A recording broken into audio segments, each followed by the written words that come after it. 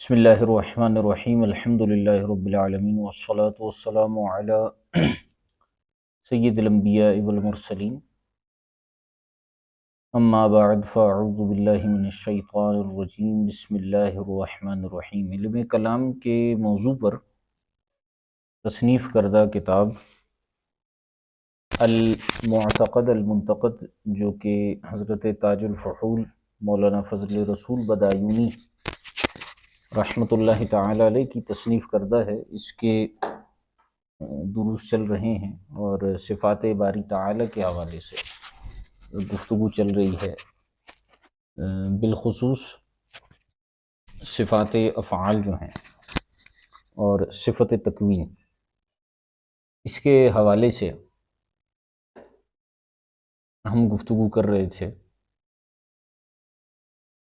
اور کل یہاں پر ہم نے یہ بات کی تھی کہ صفات جو ماتوریدیہ کے نزدیک جو ہے نہ عین ہیں نہ غیر ہیں، تو اس کی تفصیل ہم نے بیان کی تھی کہ عین کیوں نہیں ہے اور غیر کیوں نہیں ہے، ٹھیک ہے۔ اور جو تعدد قدماء کے حوالے سے بات ہوئی تو فرمایا تھا کہ لا یتوجہ حدیث تعدد القدماء، یہ جو معتزلہ اعتراض کرتے ہیں تعدد قدماء والا، یہ اعتراض درست نہیں ہوگا، ٹھیک ہے۔ اچھا، پھر اس کے بعد اسی کو مزید واضح کیا کہ یہ جو تعدد قدماء کی بات کرتے ہیں اور یہ کہتے ہیں کہ تعدد قدماء جو ہے وہ محال ہے، تو فرمایا کہ المستحیل ہوا تعدد ذوات قدیمت، محال چیز یہ ہے کہ ذوات قدیمہ کا تعدد محال ہے، لا ذات و صفات، اگر ایک ذات قدیم ہے اور اس کی صفات ہیں جو مقتضی ذات ہونے کی وجہ سے، ذات کے تقاضا کرنے کی وجہ سے قدیم ہو، تو یہ تعدد قدماء نہیں ہے۔ تو فرمایا تھا کہ یہاں سے حاصل کے طور پر بیان کیا تھا کہ والحاصل ان المستحیل تعدد ذوات قدیمت، اور حاصل کلام یہ ہے کہ جو مستحیل ہے وہ ذوات قدیمہ کا تعدد ہے، ٹھیک ہے۔ ذوات قدیمہ، ایک سے زائد جو ذاتیں ہیں وہ اگر قدیم ہوں تو یہ محال ہے، لا ذات و صفات، نہ کہ ذات اور صفات کا قدیم ہونا۔ اچھا، تعدد قدماء پر تو میرے خیال سے ہمیں دلیل دینے کی حاجت نہیں ہوگی، کیونکہ جو قدیم ہوتا ہے تو وہ مسبوق بالعدم ہوتا ہے، عدم کو اس پر سبقت نہیں ہوتی، ٹھیک ہے۔ قدیم کبھی بھی معدوم نہیں ہوا۔ اب اگر دو قدیم مانیں گے تو ان میں سے لا محالہ کوئی ایک پہلے ہوگا ایک بعد میں ہوگا، تو جو بعد میں ہوا وہ قدیم نہ ہوا، تو اس حیثیت سے تعدد قدماء جو ہے وہ محال ہے۔ اب اس میں یہ بھی نہیں ہو سکتا کہ دونوں قدیم ایک ہی وقت میں ہوں، اس پر پھر بڑی بڑی کتابوں میں دلائل مذکور ہیں۔ ہاں، اگر ایک ذات ہے اور اس کے مقتضی ہونے کی وجہ سے اس کی صفات قدیم ہیں تو پھر یہ جو ہے محال نہیں ہے۔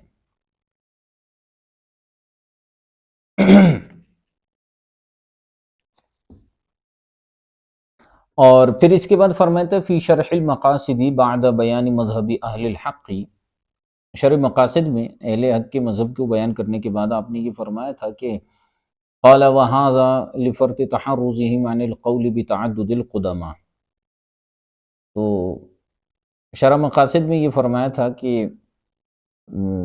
تعدد قدماء کے قول سے شدت تحرز کی وجہ سے، فرط تحرز یعنی بہت زیادہ احتراز کرنے کی وجہ سے انہوں نے مختلف اقوال بیان کیے ہیں، حتی منع بعضهم ان يقال صفاته قدیمۃ، یہاں تک کہ بعض متکلمین نے کہا ہے کہ بھئی یوں بھی نہ کہو کہ اس کی صفات قدیم ہیں، وَإِن كَانَتْ أَزَلِيَّةً، اگرچہ وہ ازلی ہوتی ہیں، بل يقال هو قدیم بصفاته، ہاں یہ کہا جائے کہ وہ قدیم ہے اپنی صفات کے ساتھ، وَآثَرُ أَن يُقال هي قائمۃ بذاتہ، اور اسی طرح انہوں نے فرمایا کہ یہ نہ کہا جائے، بلکہ ایک منٹ،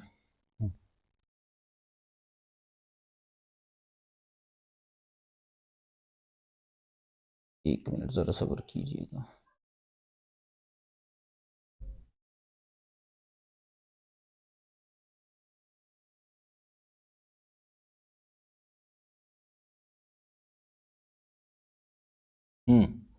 ہاں، یہ نہ کہا جائے کہ اس کی صفات قدیم ہے، وہ امکانت ازلیتاً، اگرچہ ازلی ہے، بلکہ یہ کہا جائے کہ اس کی جو وہ قدیم ہے اپنی صفات کے ساتھ. اور اس کو بھی ترجیح دی ہے متکلمین نے کہ یوں کہا جائے ہی قائمۃ بذاتہ، کہ اس کی صفات اس کی ذات کے ساتھ قائم ہے، او موجودۃ بذاتہ، یا جو ہے اس کی صفات اس کی ذات کے ساتھ موجود ہے. ولا یقال ہی فیہ او معہ او مجاورۃ لہ او حالۃ فیہ، اور یہ بھی نہ کہا جائے کہ اس کی صفات اس میں ہیں، اس کے ساتھ ہیں، اس کے ساتھ مجاور ہیں، ملی ہوئی ہیں، حالۃ فیہ، اس کی ذات میں حلول کیے ہوئے ہیں. تو یہ کہنے سے کیا ہوگا، لایحام تغایر، تغایر کا وہم پیدا ہوگا. تو جب علماء متکلمین اتنی شدت کے ساتھ تعدد قدماء سے تحرز کر رہے ہیں، احتیاط کر رہے ہیں، تو پھر یہ الزام لگانا درست نہیں ہوگا کہ ہم خود تعدد قدماء کے قائل ہیں اور اٹھا کے نصارہ کو ہمارے ساتھ چپکا دیا. یہ درست نہیں ہے. ٹھیک ہے.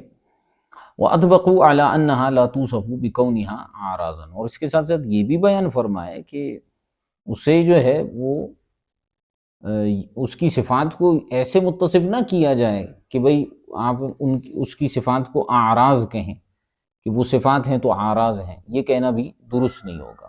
ٹھیک ہے.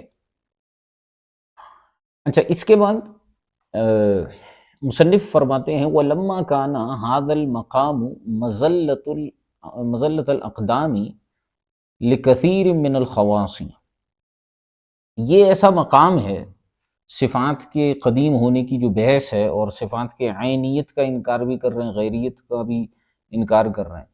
فرماتے ہیں یہ ایک ایسا مقام ہے کہ یہ مزلۃ الاقدام ہے، قدموں کے پھسلنے کی جگہ ہے. ٹھیک ہے. لکثیر من الخواص، خواص کے لیے، یعنی عوام تو ویسے ہی پھسل جائے گی یہاں پر. تو فرمائے نا فضلا عن العوامی، چہ جائے کہ عوام، خواص یہاں پہ پھسل جاتے ہیں تو عوام کی تو بات ہی کچھ اور ہے. تو فرماتے ہیں وَلَمَّا كَانَ هَذَا الْمَقَامُ مَزَلَّةَ الْأَقْدَامِ لِكَثِيرٍ مِّنَ الْخَوَاصِ، کثیر خواص کے لیے جو ہے جب یہ مقام مزلۃ الاقدام ہے، چہ جائے کہ عوام کے لیے نہ ہو، بسبب الخلط وعدم التفرقۃ بین اصطلاح الفلسفۃ والکلام. اس کی وجہ کیا ہے کہ یہاں پر لوگ پھسلتے کیوں ہیں، خواص تک پھسل جاتے ہیں؟ وہ اس لیے کہ اس میں خلط مبحث بہت زیادہ ہوتا ہے، کئی چیزوں کو کئی چیزوں کے ساتھ ملا لیا جاتا ہے، جس کی وجہ سے لوگ پریشان ہو جاتے ہیں کہ یہ مسئلہ ہے کیا. اسی طرح جو فلسفے اور علم کلام کی اصطلاحات ہیں ان سے ناآشنائی ہوتی ہے، فرق کرنا مشکل ہوتا ہے. کبھی فلسفے کی اصطلاح کو علم کلام میں لے آتے ہیں، کبھی کلام کے اس اصطلاح کو فلسفے میں لے آتے ہیں، اس وجہ سے پریشان ہو جاتے ہیں.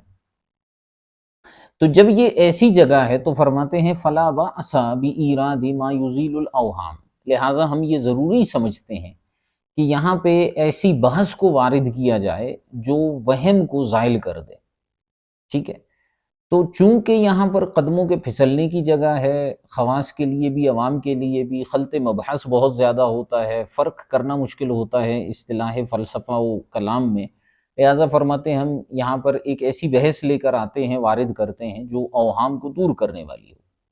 اب یہاں پر ذرا اس بحث کو سمجھیے گا تو آپ کو کئی چیزیں یہ جو صفات اور تعدد قدماء کے حوالے سے ہیں یہ سمجھ میں آئیں گی.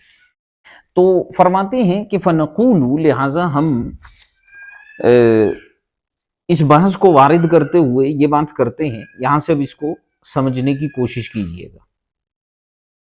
فرماتے ہیں فنقول، ہم کہتے ہیں کہ الموجود علی رأی المتکلمین،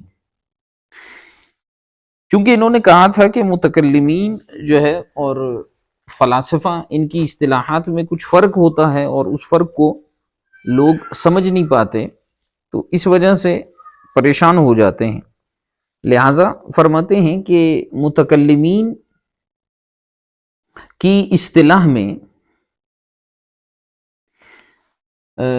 جو موجود ہوتا ہے اس کی کیا تقسیم ہے، اور اسی طرح فلاسفہ کی رائے کے حساب سے جو موجود ہے اس کی کیا تقسیم ہے۔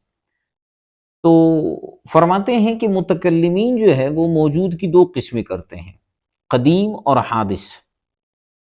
بھئی موجود دو طرح کی ہوتی ہیں، یا تو قدیم ہوگا، ٹھیک ہے، واجب الوجود جسے کہا جاتا ہے، اور حادث ہوگا، یہی دو قسمیں ہیں۔ وعلی رأی الفلاسفتی، اور فلاسفہ سے اگر پوچھا جائے کہ موجود کی کتنی قسمیں، تو اب سنیے گا، فلاسفہ کہتے ہیں کہ موجود کی دو ہی قسمیں ہیں، لیکن ایک واجب ہے اور ایک ممکن ہے۔ اب ذرا اصطلاحات کو سمجھیے گا، جب کہا جاتا ہے قدیم اور حادث تو یہ ہوتی ہے متکلمین کی اصطلاح، اور یہ موجود کی تقسیم کر رہے ہوتے ہیں، قدیم اور حادث۔ فلاسفہ جب موجود کی قسم بیان کرتے ہیں تو وہ کہتے ہیں واجب اور ممکن۔ بظاہر ہمیں یہ ایک ہی لگ رہا ہے کہ قدیم واجب کو ہی کہتے ہیں، ذات واجب الوجود، حادث جو ہے وہ ممکن الوجود کو کہتے ہیں۔ تو متکلمین جو ہے قدیم اور حادث کہتے ہیں، اور جو فلاسفہ ہیں وہ واجب اور ممکن کہتے ہیں۔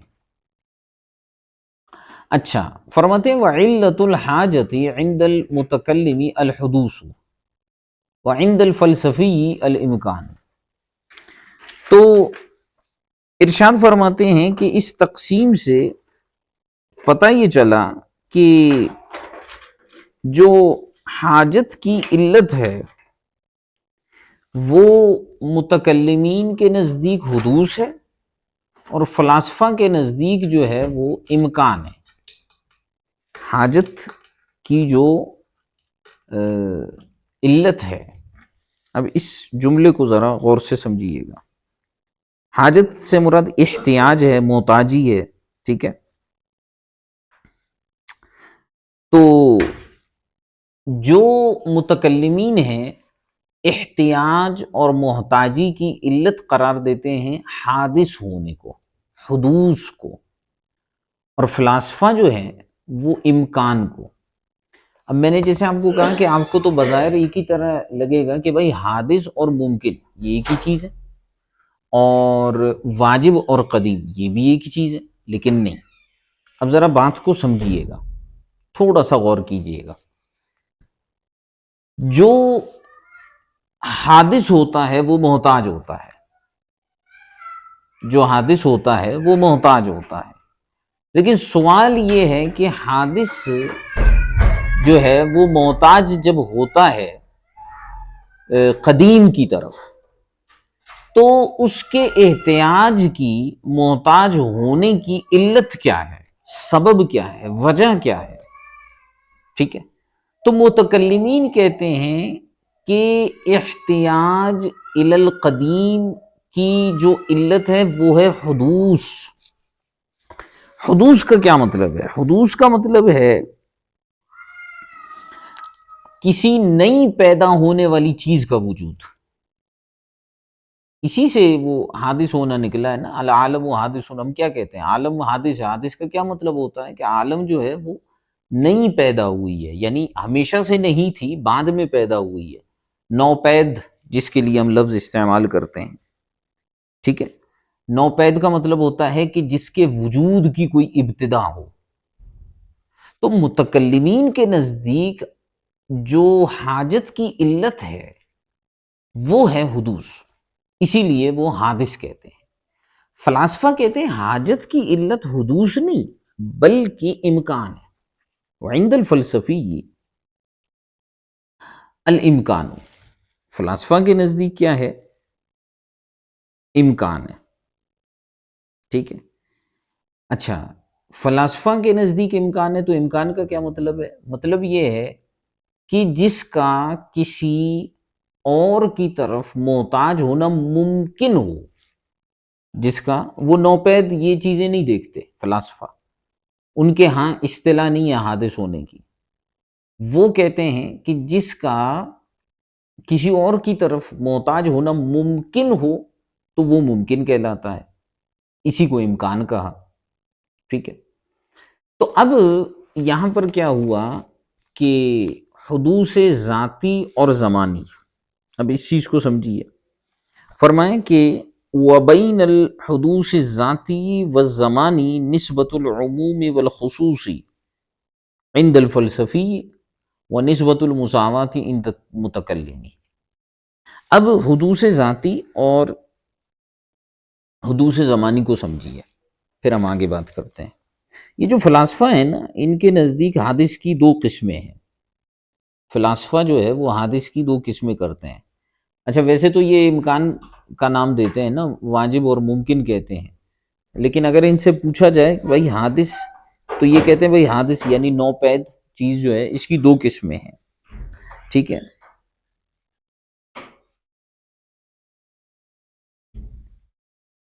ایک ہوتا ہے حادث ذاتی اور ایک ہوتا ہے حادث زمانی۔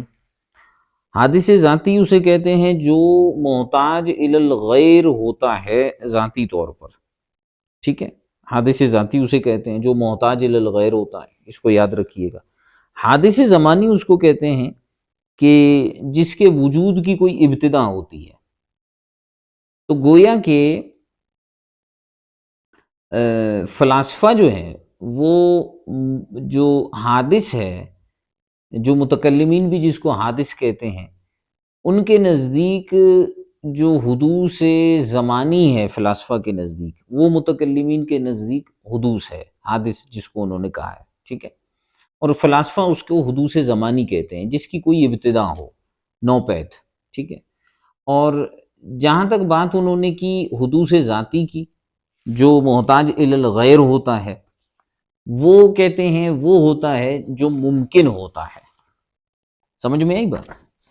تو ممکن اور حادث کے درمیان اب یہ حدوث ذاتی یعنی ممکن اور حدوث زمانی یعنی حادث، ٹھیک ہے۔ یوں سمجھیے کہ حدوث ذاتی اور زمانی کے درمیان جو ہے عند الفلاسفہ نسبت عموم خصوص مطلق ہے۔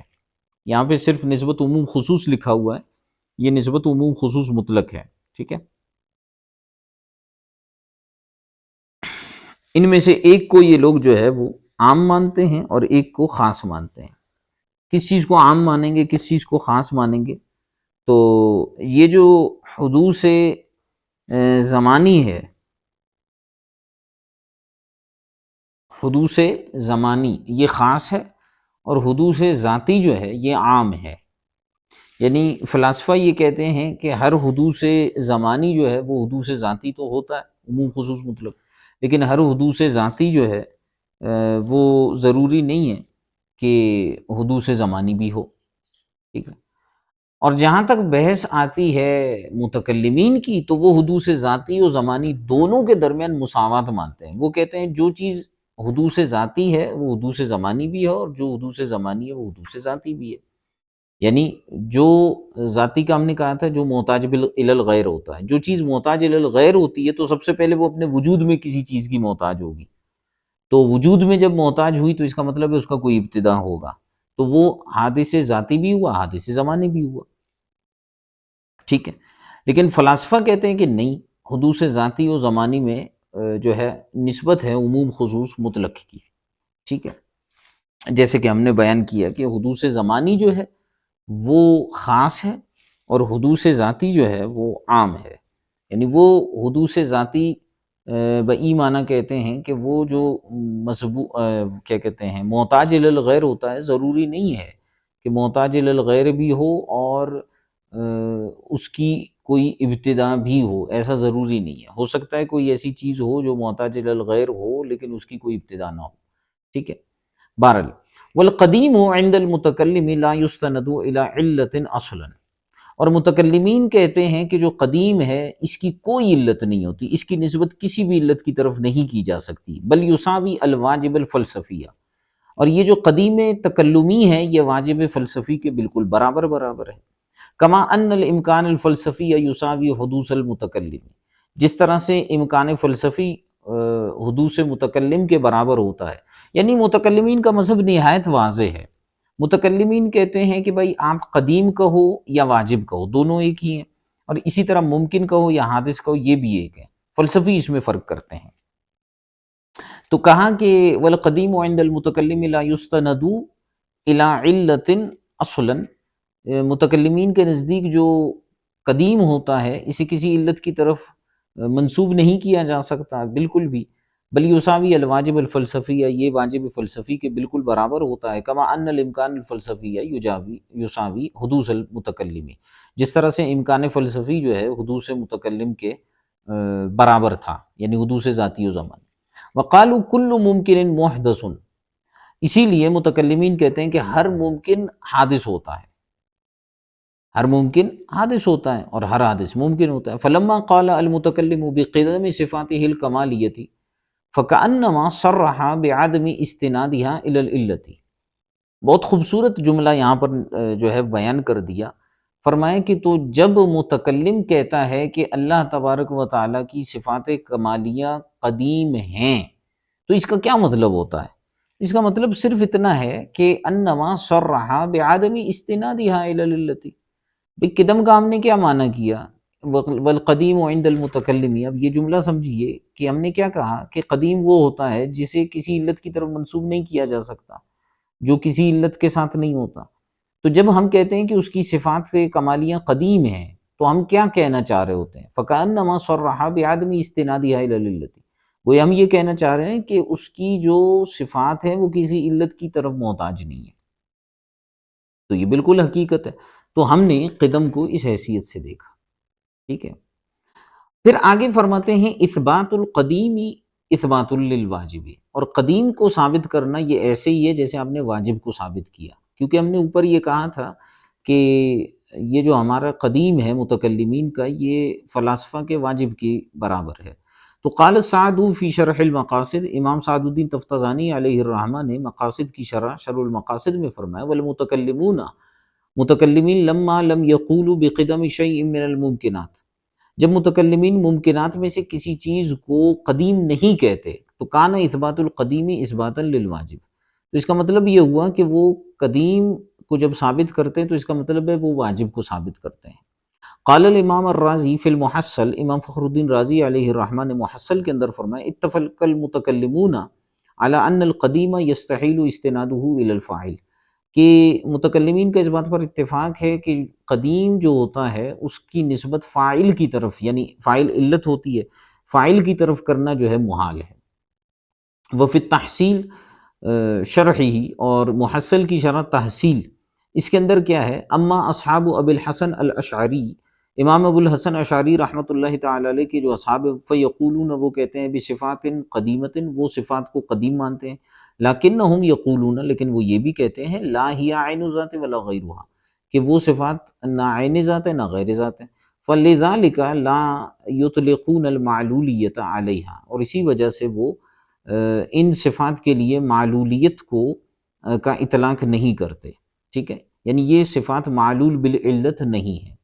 وفی شرح المواقف للسید، اور امام میر سید شریف جرجانی کی جو شرح المواقف ہے اس میں کیا لکھا ہوا ہے، وَعْلَمْ أَنَّ الْقَائِلَ بِأَنَّ عِلَّةَ الْحَاجَةِ هِيَ الْحُدُوثُ أَوْ مَعَ الْإِمْكَانِ حَقُّهُ ان یقول ان القدیم لا یستند الى علت اصلا لانه لا حاجۃ له الى مؤثر قطعا فلا يتصور منه القول بان القدیم یجوز استناده الى الموجب۔ اچھا چلیں، یہ والی جو عبارت ہے میر سید شریف جرجانی والی، یہ ہم کل دیکھیں گے، اور پھر اس کے بعد یہ والی دوبارہ بحث آئے کہ صفات اللہ تعالی لیست عینہ ولا غیرہ، کہ اس کی جو صفات ہیں وہ نہ عین ہیں نہ غیر ہیں، دوبارہ ہم ان کو دیکھیں گے۔ اور جو ہم نے گفتگو اس کے حوالے سے کی، آج اس کو یہیں تک یاد رکھیے، یہ بہت اہم گفتگو تھی لیکن بہت آسان ہے، بس اس میں آپ نے یہ پیراگراف ہے نا یہ والا، کہ جو متکلمین اور فلاسفہ ہیں ان کے ہاں جو ممکن، واجب اور اسی طرح سے حادث اور قدیم، ان کی جو بحث ہوتی ہے، اور متکلمین کا موقف تو میں نے کہا بہت آسان ہے، کیونکہ وہ قدیم اور واجب کو ایک ہی سمجھتے ہیں اور اسی طرح ممکن اور حادث کو بھی ایک ہی سمجھتے ہیں، لیکن فلاسفہ ان میں فرق کرنے کی کوشش کرتے ہیں، تو وہ بھی یہاں پر انہوں نے بیان کر دیا اور ان کی چیزیں بیان کر دی۔ علت پر غور کیجئے گا، علت حاجت کیا ہے؟ متکلم کہتا ہے علت حاجت حدوث ہے، اور فلسفی کہتا ہے کہ علت حاجت امکان ہے، اسی وجہ سے وہ ممکن کہتے ہیں، یہ حادث کہتے ہیں۔ ٹھیک ہے، کوئی سوال وغیرہ ہے تو ارشاد فرمائیے۔ جی کوئی سوال وغیرہ ہے تو ارشاد فرمائیے۔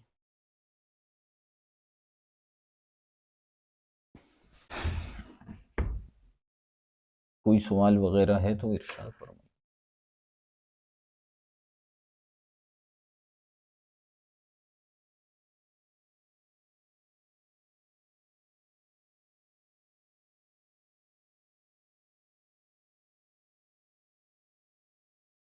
کوئی سوال نہیں؟